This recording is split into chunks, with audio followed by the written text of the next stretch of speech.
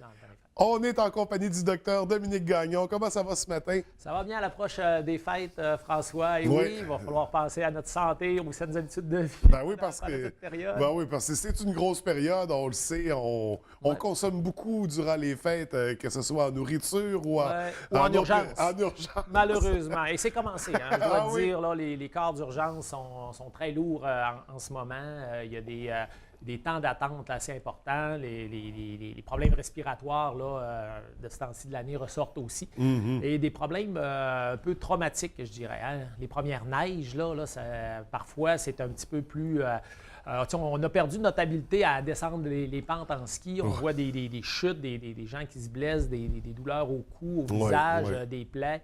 On a vu un accident de motoneige terrible, là. Ça frappe un petit peu. Par contre, il y a d'autres accidents moins graves que celui du docteur Digno-Witty, mais on en a quand même. Donc, à dire aux gens d'être vraiment prudents dans les sports d'hiver. Quand on commence comme ça, faut y aller prudemment. Il faut mettre notre équipement aussi. Oui. Puis, je pense que ça, c'est le plus beau conseil santé parce que commencer l'année avec une catastrophe, c'est pas très Puis d'être agréable. prudent aussi dans la transmission des maladies parce que c'est une période où on fréquente beaucoup de gens, beaucoup de poignées de main, des bises, des becs. Ouais. On tousse dans le coude. On fait un peu plus attention dans le temps des fêtes. Bien, tout à fait. T'sais, on sait que dans les saines habitudes de vie, on parle aussi des saines relations interpersonnelles. Alors là, on est dans la période pour ça. Hein? On est content de se revoir en famille. Souvent, il y a des enfants qui sont à l'extérieur, qui viennent visiter les parents. On rencontre les cousins, les cousines. Et puis, c'est une période très propice pour l'échange de microbes, comme tu dis si bien. Il ne faut pas s'empêcher, hein, comme tel. D'ailleurs, c'est vraiment le truc, c'est vraiment de se laver les mains. À la base, là, c'est ça. Là, le microbe se transmet beaucoup plus par les mains que par le simple bisou sur la joue. C'est ça. Donc, on peut quand même faire nos accolades, mais régulièrement, on se lave les mains parce que, tu sais, sans s'en rendre compte, on va se gratter, on se gratte l'œil, n'importe quoi. Et puis, c'est lorsque le microbe passe par nos muqueuses, ils vont avoir atteint nos muqueuses respiratoires et c'est là que le fameux influenza peut se transmettre, la grippe. On se lave les mains aussi pour les gastros aussi. Alors, tous ces contacts-là, on dirait quand on est plus clos un petit peu, donc il faut faire attention. Fait que se laver les mains demeure la meilleure prévention pour ne pas transmettre. Oui. Puis c'est sûr, faire attention quand on tousse aussi, bien sûr. Sinon, de quoi est-ce qu'on voulait discuter? Ben, c'est ça, on se prépare un peu pour les fêtes. Je dirais que pour les fêtes aussi, toujours dans le cadre des saines habitudes de vie. Alors, l'alimentation, évidemment, on en a parlé beaucoup cet automne. On sait vers quoi là, on doit aller. Beaucoup de fruits, de légumes. Mais là, on fait un attention retour. toute l'année. On fait attention. Et voilà, là, tu me voles mon punch. Il ne faut toujours pas oublier, comme je dis souvent dans l'expression, les saines habitudes de vie, il y a le mot habitude. Hein? Ça fait que oui, on fait attention, sauf que c'est correct d'arriver et de pouvoir se permettre un petit peu plus de desserts, d'autant plus si on les a cuisinés en famille, idéalement, en groupe et tout ça. Alors, à ce moment-là, oui, ça fait partie de la santé, puis ça fait partie de la vie aussi, de pouvoir en profiter. Il faut faire attention de ne pas être trop strict, hein? Vraiment dire, là, moi, là, je ne mange plus de sucre du tout. Non. Il faut savoir modérer. Et puis, le temps des fêtes, bien, c'est un temps où est-ce que des fois, on peut, disons, déroger un peu. Il faut faire attention au niveau de l'alcool, par contre, aussi. Oui, bien sûr. Encore là, oui, on déroge, on en prend un peu plus, mais restons dans des limites du raisonnable, de l'acceptable. Évidemment, maintenant, on le sait, hein, par les campagnes nez rouge et tout, si on a dépassé un petit peu la consommation qu'on doit prendre, eh bien, à ce moment-là, ben, on va chercher un service de taxi ou de nez rouge pour retourner à la maison. C'est des choses de base, c'est des choses qu'on sait, mais je profite de cette chronique-là un petit peu pour rappeler un peu là, l'essentiel à ce niveau-là.